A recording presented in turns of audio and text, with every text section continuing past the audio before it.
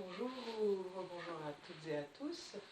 Donc on va poursuivre l'étude de Satya, donc de ce qui est traduit effectivement dans les Yoga Sutras de Patanjali par la vérité, être vrai, ce qui nous ramène à l'authenticité. En fait, Satya, c'est vraiment de revenir à la vérité au plus profond de nous, donc à notre être profond en fait. Donc la vérité, qu'est-ce que c'est? La vérité, en vérité, c'est beaucoup de choses, puisqu'il y a autant de vérité en fait qu'il y aura d'individus, parce que discerner la vérité, donc discerner oui la vérité, ce qui est juste, qui est authentique, en fait c'est basé sur notre propre histoire, notre propre expérience, nos expériences de vie, de là où nous en sommes sur notre propre chemin de vie, et que en plus on y rajoute la personnalité. Donc en fait, chaque personne va avoir sa propre vérité, à ne pas confondre avec ses propres croyances. En fait, nous vivons dans une période, dans un espace qui est le nôtre. Chacun a son propre espace, sa propre culture, ses propres valeurs qui ont été transmises par son éducation, et on n'a pas la même quand on est né en Inde, quand on est né en France, quand on est né en Afrique dans une tribu.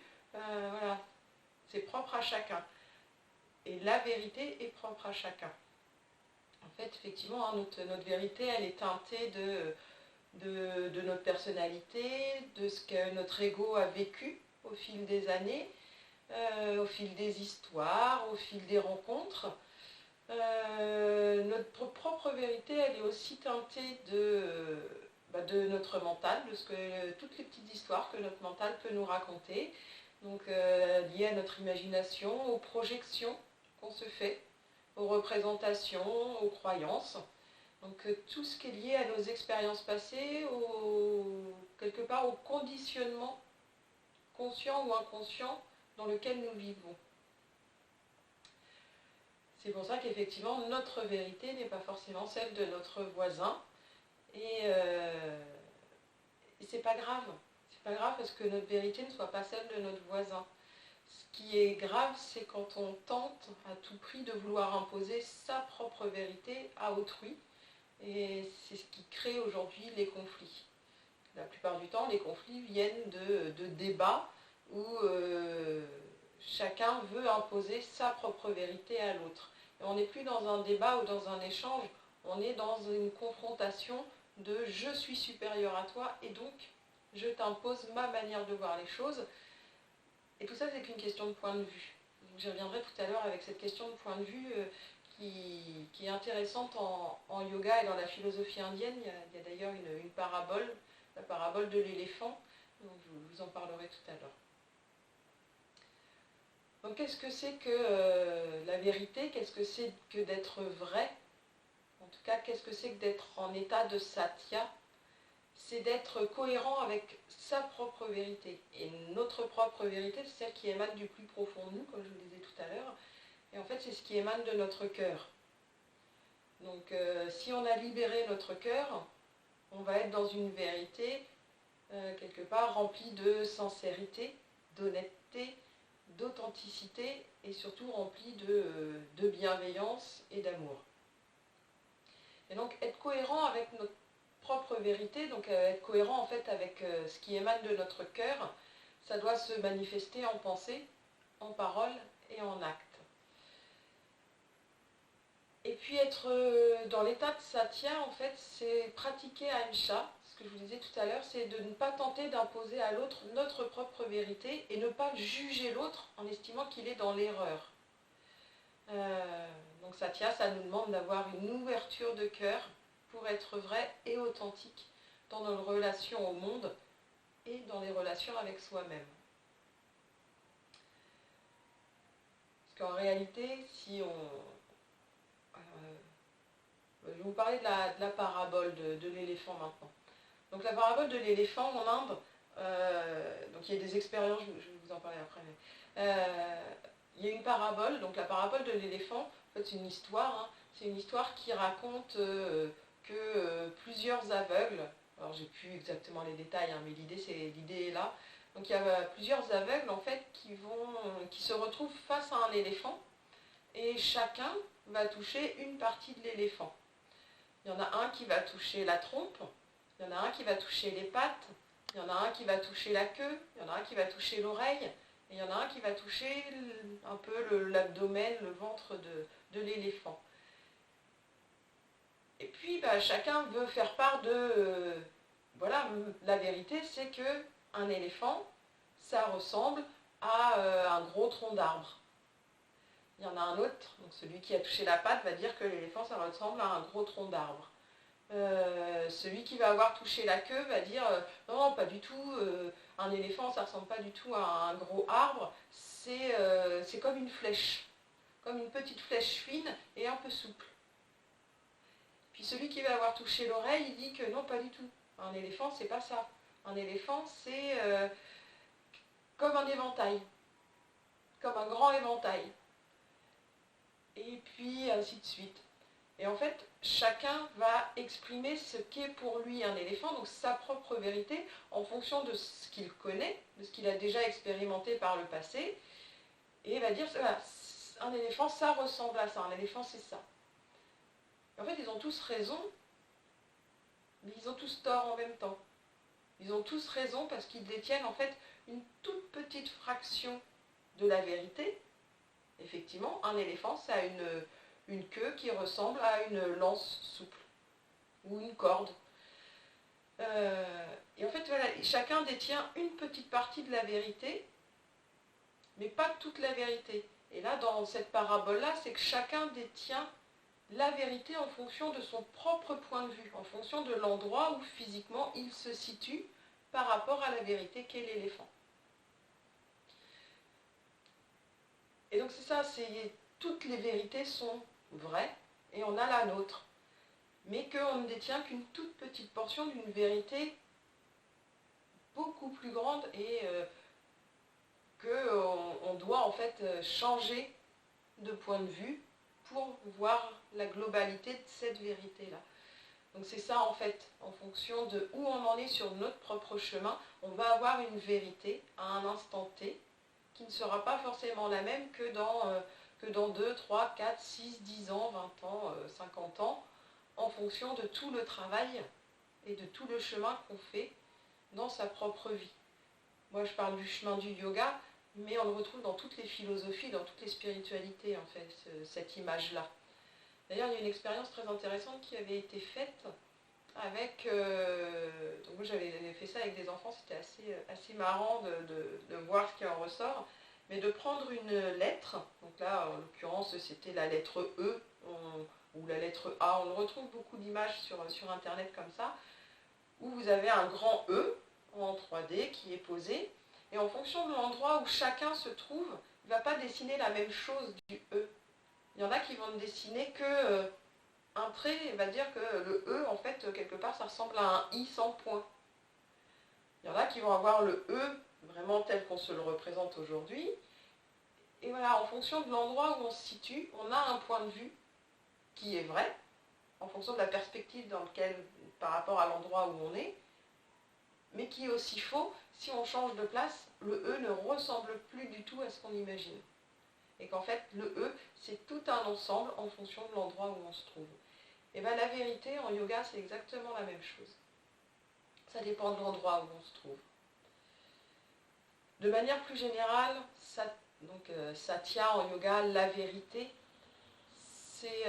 ça nous renvoie à la dualité du monde, entre la vérité et le mensonge. C'est un autre point de vue, un autre niveau de compréhension de Satya. Puisqu'en fait, personne, quelque part, aime qu'on lui mente, et quelle que soit la manière dont on nous ment. En fait, on n'aime pas tout ce qui n'est pas authentique. Et le mensonge, en fait, ce n'est qu'un manque d'authenticité.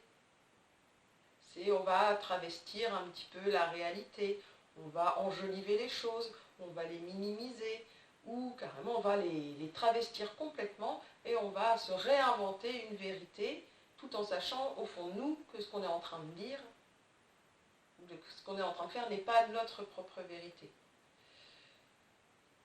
Ça, souvent, en fait, c'est l'ego qui parle. C'est l'ego qui va avoir tendance à travestir.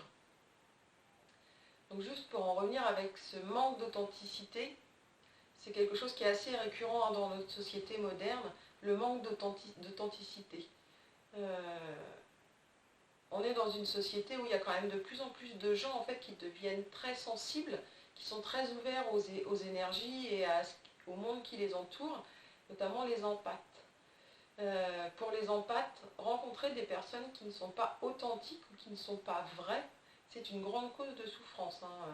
De rencontrer des personnes qui ont beaucoup trop d'apparat, qui enjolivent, qui ont tendance à tout enjoliver, c'est merveilleux, machin, nanana, et en fait qui n'ont pas vécu la chose telle qu'elle, quoi. Donc c'est vrai que ça nous renvoie vraiment cette chose-là à il y a un milieu, il y a une vérité, un point, et puis soit on va avoir tendance à exacerber la chose, à l'enjoliver pour briller, pour avoir une réputation au regard des autres, ou alors on va avoir tendance à minimiser. Alors souvent on minimise quand on n'est pas très fier de ce qu'on a fait. On va avoir tendance à minimiser le truc. Bon.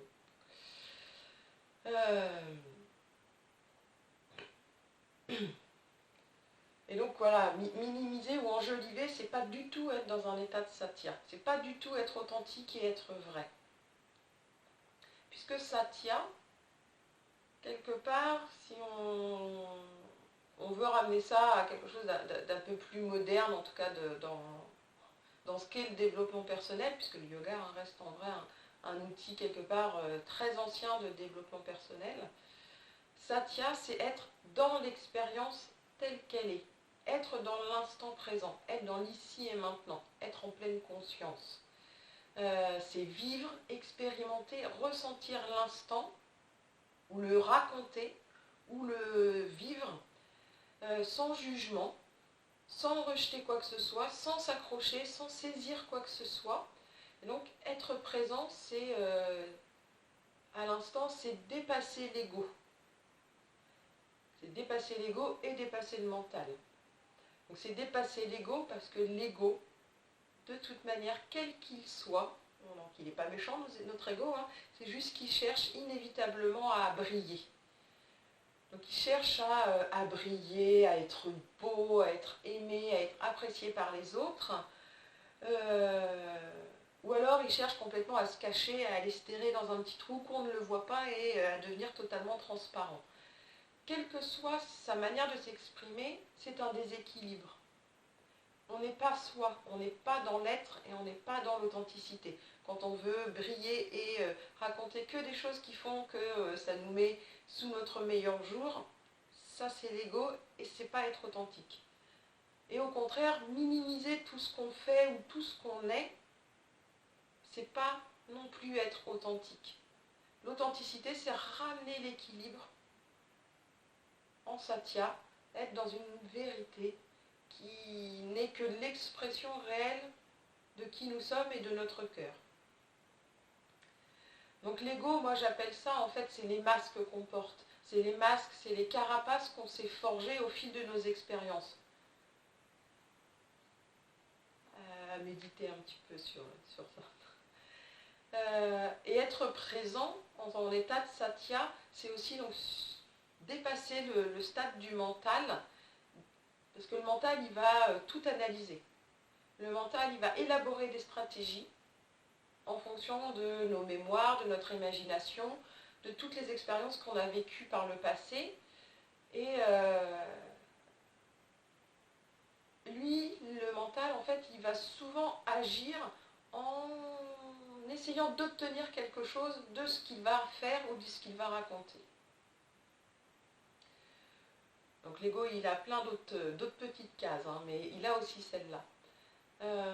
Et d'un coup, le mélange entre notre mental et notre ego, dans la philosophie indienne, c'est ce qui recouvre notre être. C'est des couches qui viennent recouvrir notre être. Et souvent, on va avoir tendance à s'identifier à notre mental ou à notre ego. Et on va les laisser mener la danse, et on va les laisser quelque part ne pas être authentiques.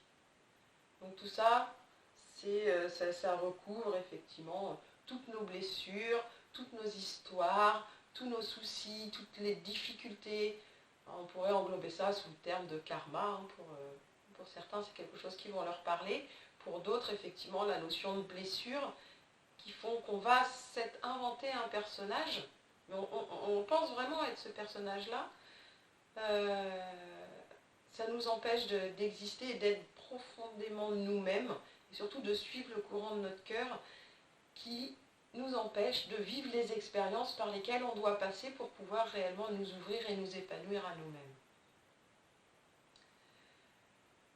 Donc, être vrai et être authentique, c'est être soi-même. Et tout ça, en fait, ça change au fur et à mesure qu'on avance sur notre propre chemin. Ce que je vous disais tout à l'heure, notre vérité d'hier, elle ne sera pas notre vérité de demain. Et la manière dont on se perçoit et on se voit aujourd'hui n'est pas la réalité de ce que nous sommes. Et que plus on va aller travailler Satya, par exemple, ou Ahimsa, ou les autres Yama et Niyama, plus on va aller ressentir réellement profondément, quelque part, notre mission de vie. Qu'on soit d'accord ou pas d'accord avec ce qu'on va aller chercher au plus profond de nous, ça n'en demeure pas moins que c'est ce que nous sommes. Que ça nous plaise ou que ça ne nous plaise pas, qu'on en soit fier ou qu'on n'en soit pas fier, c'est ce que nous sommes à l'instant T. Et on doit être soi-même.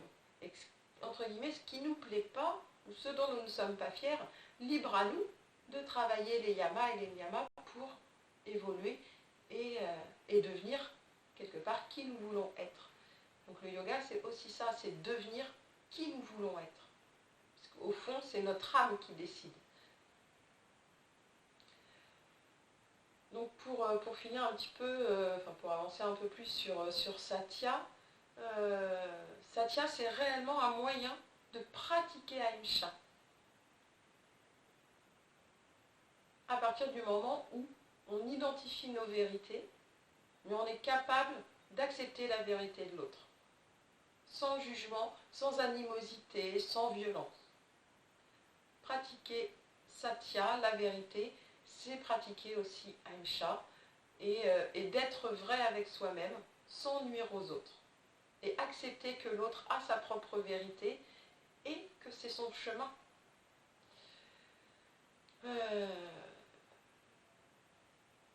Il y a un... Non, pas mal. Donc, pratiquer Satya, c'est en fait aussi pratiquer une méditation qui est extrêmement intéressante. C'est une méditation qui va être basée sur un petit peu la phrase tout ce que je sais, c'est que je ne sais rien. C'est avoir conscience que je détiens un tout petit bout de la vérité, mais que ma petite vérité fait partie d'une vérité beaucoup plus vaste. C'est juste prendre le temps de réfléchir en déposant le mental, c'est mieux, et de méditer vraiment sur mes conditionnements. D'aller méditer et d'aller s'observer, d'observer la qualité de ses pensées, d'observer la manière dont je pratique par exemple sur le tapis. Tout ça en fait ce n'est qu'un miroir qui nous montre notre propre relation à nous-mêmes et notre relation au monde. Et est-ce que je suis vraie et authentique dans chacun de mes actes, dans chacune de mes pensées? Et quelque chose qui est intéressant, c'est est-ce que dans tout ce que je fais, en fait, dans ce que j'offre au monde, est-ce que je l'offre gratuitement? C'est-à-dire, je le fais parce que c'est vraiment l'élan du cœur et que je le fais parce que c'est comme ça, ou est-ce que j'en attends quelque chose? Est-ce que j'en attends d'être aimé par les autres? Est-ce que j'en attends d'être reconnu à ma juste valeur? Est-ce que j'en attends un retour en contrepartie? Ou au contraire, est-ce que juste je suis dans l'être et c'est comme ça, et je ne réfléchis pas aux actions que je fais à partir du moment où elles sont bénéfiques aux autres et à moi-même.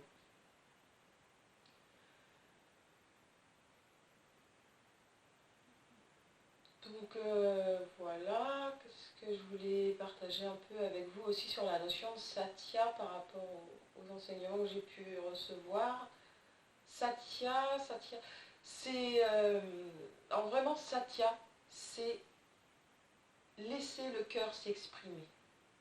Être vrai et authentique, c'est écouter le premier élan qui vient de nous, qui vient du plus profond de nous. Alors, on peut trouver que l'élan qui vient de nous, il est pas très beau, mais pratiquez.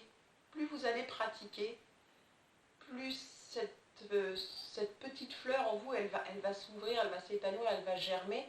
Et franchement, vos plus belles qualités, c'est à vous d'aller les planter. Elles sont déjà là, la graine est là, il faut que vous leur donniez vie et vous allez voir que ça va changer quelque chose. Et pratiquer satya, donc essayer d'être établi dans la vérité, ça nous permet en fait d'échapper à l'illusion du voile de Maya. C'est surtout nous permettre d'échapper au piège de notre mental et de notre ego. Puisque, par rapport à ce que je vous disais tout à l'heure, à partir du moment où vous allez comprendre les mécanismes de défense de votre ego et de votre mental, vous allez pouvoir petit à petit effeuiller tout ça pour être dans l'authenticité de l'être profond que vous êtes. Donc Davina, par exemple, dans un de ses ouvrages, dit clairement que pratiquer satya, c'est avant tout un travail de purification de l'âme, puisqu'effectivement, pratiquer satya, ça nous permet de sortir de nos conditionnements, dont je vous parlais tout à l'heure, nos conditionnements liés à notre éducation, liés aux valeurs existantes dans la famille dans laquelle nous nous sommes incarnés. Ça permet de nous déconditionner du regard des autres, pour être soi-même et non plus d'agir et de penser en fonction de ce que les autres vont en dire ou de ce que les autres vont en penser. Donc quelque part, pratiquer satya, c'est sortir de la matérialité, de la société dans laquelle nous sommes, dans le monde extérieur dans lequel nous sommes, pour pénétrer la spiritualité, c'est-à-dire notre monde intérieur, et pour atteindre l'être. Donc pratiquer satya, quelque part, c'est délaisser le faire, le paraître, le jeu de l'extériorité pour révéler notre propre vérité à l'intérieur de nous, c'est-à-dire aller toucher l'Atman, notre conscience pure, notre être profond, notre âme, notre conscience. Enfin, là, après, ce ne sont que des mots qui, là, pour le coup, eux aussi, cachent une vérité qui est bien plus grande que ces simples petits mots. Pardon. Donc juste pour faire un tout petit point très scolaire, entre guillemets, tout comme Aïcha, on a vu qu'il y avait 3 volets, 3 couches, et bien il y a 3 couches aussi pour Satya, donc Bodhika qui est la vérité entre guillemets mentale, Vashika qui est la vérité plutôt verbale, pardon, les mots, et Sharirik, Satya, donc qui est physique, nos actions, nos actes. Donc Bodhika Satya, donc plutôt la vérité en pensée, quelque part c'est notre capacité intellectuelle à savoir, à discerner ce qui est vrai de ce qui ne l'est pas. C'est notre capacité intrinsèque à savoir quand est-ce que nous mentons, quand est-ce que nous ne mentons pas. Quand est-ce qu'on dit la vérité ou quand est-ce qu'on la travestit. On peut dire que quand on ment, mais on ne ment pas forcément en conscience.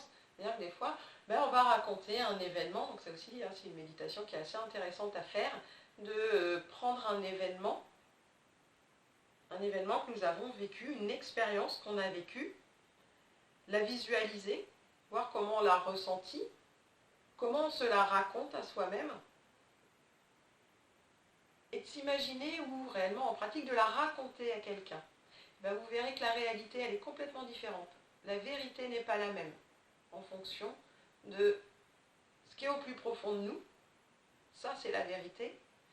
Et puis, la manière dont on va même l'écrire, le retranscrire ou le raconter. Et donc, pratiquer en fait Bodhika Satya, donc vraiment en pensée, c'est notre capacité à réaliser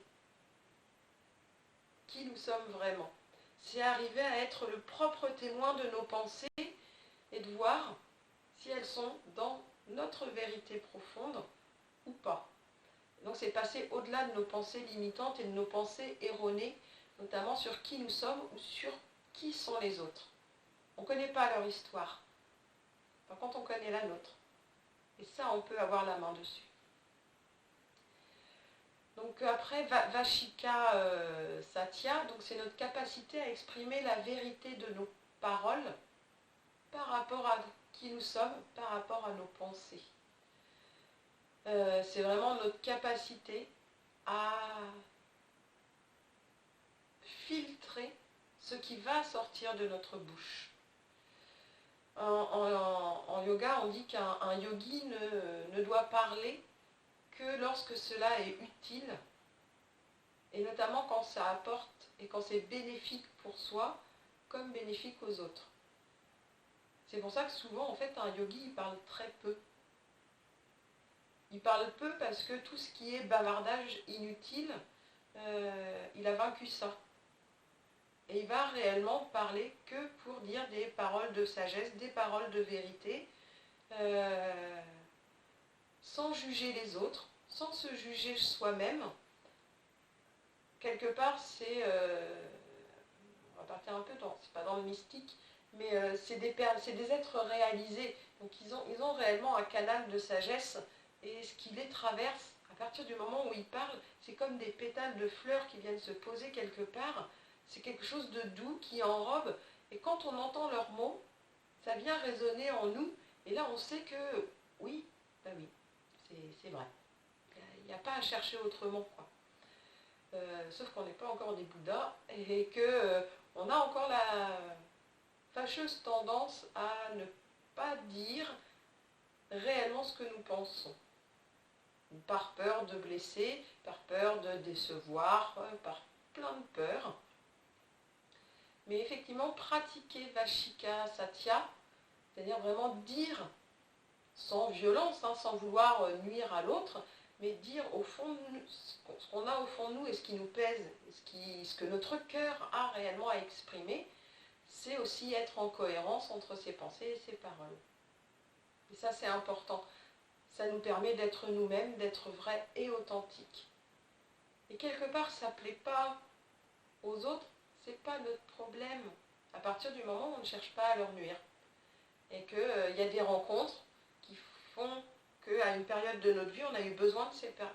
Enfin, c'est pas de ces personnes-là, ça a été sur notre chemin, ça nous a apporté quelque chose. Si aujourd'hui, le qui nous sommes ne leur convient pas, il n'y a pas de problème. Moi, j'avais un grand-père qui disait que on est tous de passage dans la vie des gens. Un passage plus ou moins long, mais que chacun va nous amener l'enseignement qu'on a à recevoir. Et quelque part, quand on a reçu notre enseignement, il n'y a peut-être plus besoin d'avoir cette personne-là dans notre entourage ou dans notre vie. C'est pas pour ça qu'on ne l'aime plus, c'est juste que le bout de chemin qui devait être fait, ben, il est fait et que chacun va prendre son chemin, et que des fois c'est des chemins opposés et il n'y a aucun problème avec ça. Et après, donc le dernier point sur Satya, donc c'est Sharirik Satya, donc c'est vraiment la vérité physique. La vérité physique, c'est savoir tenir sa langue quand on doit la tenir. C'est faire ce que l'on dit, être cohérent entre ce que l'on a dit et ce que l'on fait. Et c'est vraiment un point très important dans la pratique du yoga, en tout cas dans une pratique beaucoup plus spirituelle du yoga que juste pratiquer sur son tapis. Être cohérent entre ses paroles et ses actes. C'est vraiment quelqu'un qui voudrait partager le yoga doit appliquer ce qu'il dit.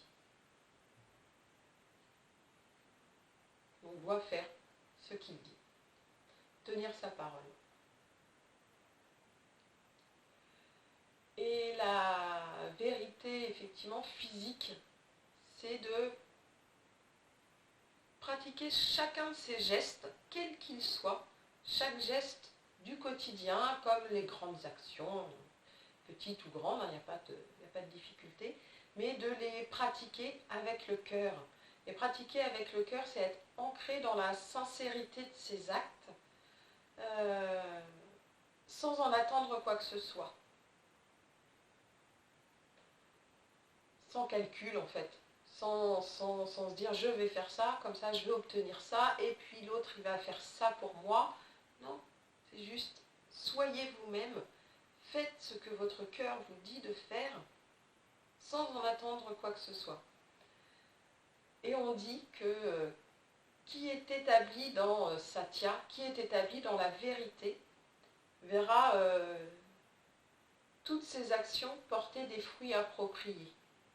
Et ça nous renvoie, donc là, je ne vais pas vous parler de ça aujourd'hui, mais si vous avez l'occasion de vous documenter ou de lire un petit peu la Bhagavad Gita, c'est vraiment ce qu'elle nous apprend, c'est à être détaché des fruits de nos actions, de ne rien faire par calcul et ne pas avoir peur des conséquences de nos actions à partir du moment où elles sont faites avec le cœur, c'est-à-dire où elles relèvent de votre propre mission de vie, à partir du moment où c'est bénéfique pour vous-même et bénéfique pour les autres. Voilà. Voilà pour Satya, je pense qu'il n'y a pas trop à redire, à dire plus. Après, c'est vraiment... Surtout, ne prenez jamais pour argent comptant ce que je vous dis, et ça, je l'ai déjà dit, je pense, et je le répéterai régulièrement. Ne prenez jamais pour argent comptant ce que je vous dis. Pratiquez et réalisez-le. Réalisez-le en vous. Pratiquez la vérité. Soyez honnête, soyez authentique, soyez vrai, soyez sincère. À condition de ne jamais chercher à blesser l'autre, mais à exprimer votre propre vérité sans chercher à imposer quoi que ce soit à l'autre et sans attendre quoi que ce soit de l'autre.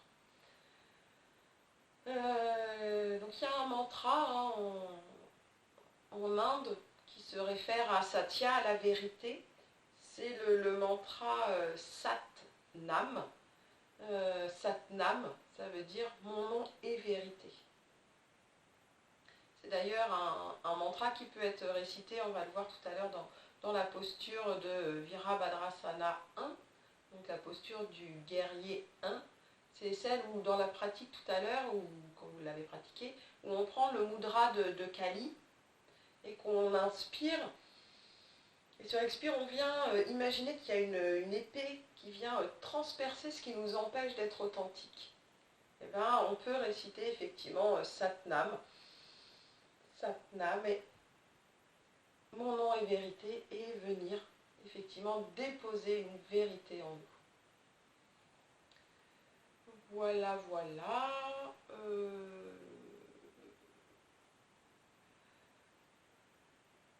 En gros, plus vous pratiquerez Satya, plus vous viendrez quelque part polir le diamant brut que nous sommes.